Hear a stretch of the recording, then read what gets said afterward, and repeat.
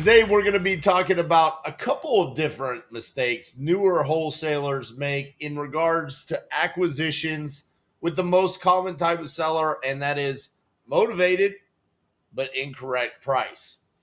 The first one is they don't want to educate the seller on the numbers.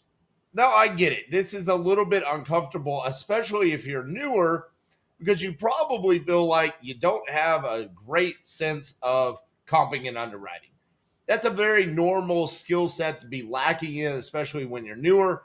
And so when you're talking to someone that wants too much for their property, it's really difficult to dip into, hey, this is what I'm seeing where your house could be worth once we do this much of repairs, and this is how my offer got to where it is. That is how I navigate those conversations, and it's how I close those deals. However, you cannot be afraid to have these conversations early on. To be honest with you, all it is a transparent reasoning and logic behind your offer. This is why I say we don't ever want to lowball offers, because if we're lowballing sellers, that's where they get offended and they get upset, and rightfully so, because you are not logically explaining to them how you came to that number. Now, one of the worst things that you could do is not even attempt to make an offer. Now, I saw this the other day with a newer wholesaler. I was listening to one of their calls, and they asked them, how much do you want for the property? Tell me a little bit about what you got going on. And then when the seller said, hey, this is what I've got going on, the house isn't in terrible condition, but I want to get what I owe for it, it basically felt like full retail to the newer wholesaler.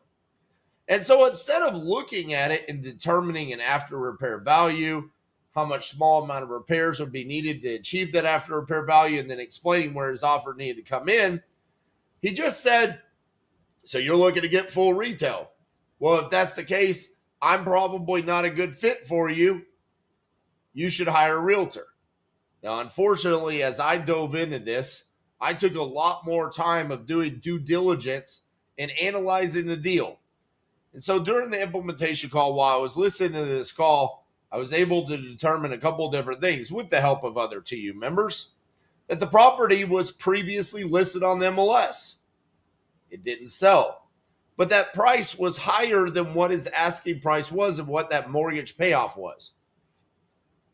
At the end of the conversation, when the TU member said, hey, go hire a realtor, they had already attempted that. So that wasn't a viable solution for them. That had already been attempted.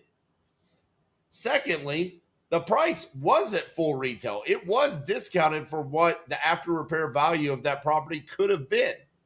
But he didn't take enough time. All he heard was good condition, and he got lost in the weeds of the numbers and not listening to what the seller actually was telling him. In fact, the seller was screaming motivation throughout the call, but what he heard was good condition, perfect condition, livable condition.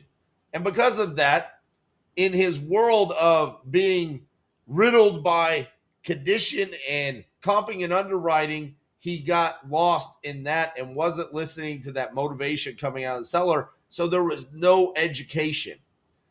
There was a fear behind that he didn't go into that call as I would have, where I'm hearing a ton of motivation. Let's try to solve your problem. I see you just had this listed on the MLS. Clearly, you didn't receive any offers. Let's see if we can come up with a solution for you in your situation. Now, when it comes to actually explaining those numbers, you're going to have to slow down.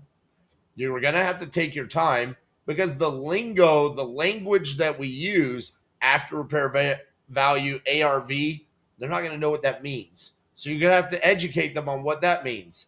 And then the amount of rehab that it would take to achieve that after repair value. That's extremely important to explain to them. That is a variable, right?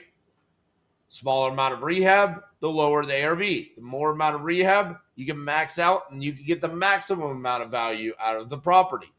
And we base that off of facts, what is actually sold in the area. Use specific addresses if necessary. Then you explain holding costs, closing costs, and this is the amount of profit. Now, if you do not have our profit calculator yet, There is a link down below for the Titanium Profits course. You should absolutely have it because it will help you navigate this part of the conversation to truly explain to the seller where your numbers need to be. Now, the second thing that happens in these calls is you are afraid to embrace being the buyer and walk away from a deal. This is where those conversations go for way too long. 45 minutes, hour, 2 hours on the phone with a seller who's motivated, but the price is incorrect. And we go into the friend zone, right? We just keep talking to them because we feel like we're building rapport. It's not about that. You don't want to become their best friend or even worse, their therapist during this conversation. You want to be a solution for a problem by buying their real estate. So as much as we need to listen to their motivation and uncover those layers, we do need to keep the conversation on topic about how we're buying their piece of real estate. And so don't be afraid to embrace no and walk away from these deals when necessary. But there is a thin line between these two scenarios where one, you have to educate them on the numbers, and two, you need to embrace no and walk away. And I feel like newer wholesalers really struggle in this situation. So here, let me make it easy for you.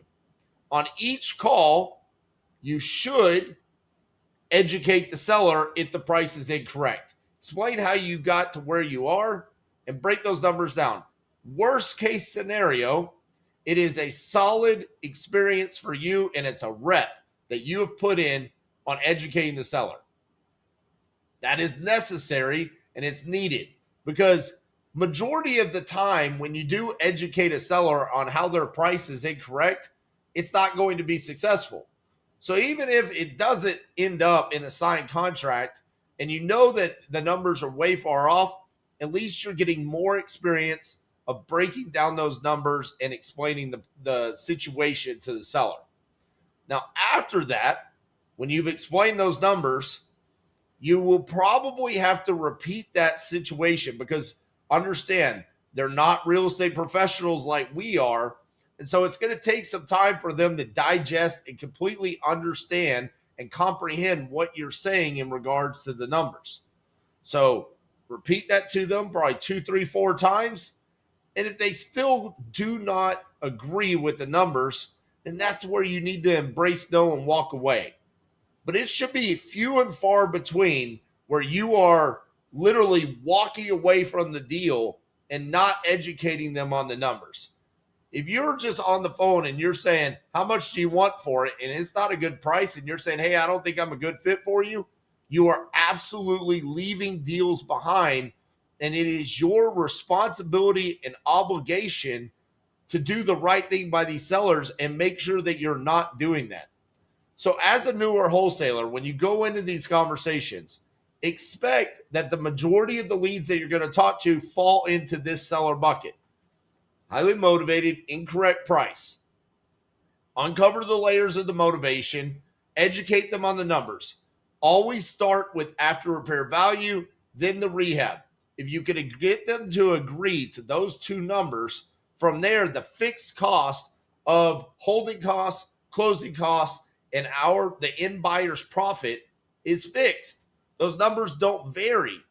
So it's easy to explain those. You don't even have to go into the specific amounts, just the fact that they exist, and then talk about where your actual offer is coming in. Do that over and over and over again. And over the course of time, you will become more experienced. And that's where you could get to the metric of closing 1 out of every 9 of those types of leads.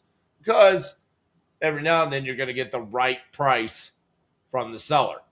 So that is how you should be navigating these. Do not be afraid to educate the seller.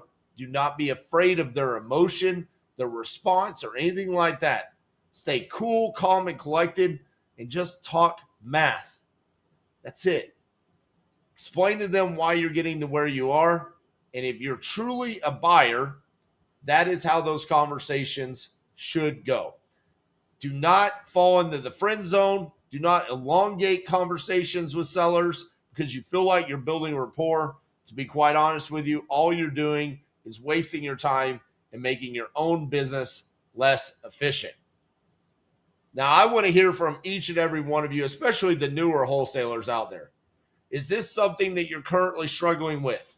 Would you like to see me do deeper dives into these types of seller calls? Is it something that you're struggling with? If so, let me know in the comments. Otherwise, show me some love, like today's video, and we'll see you guys tomorrow.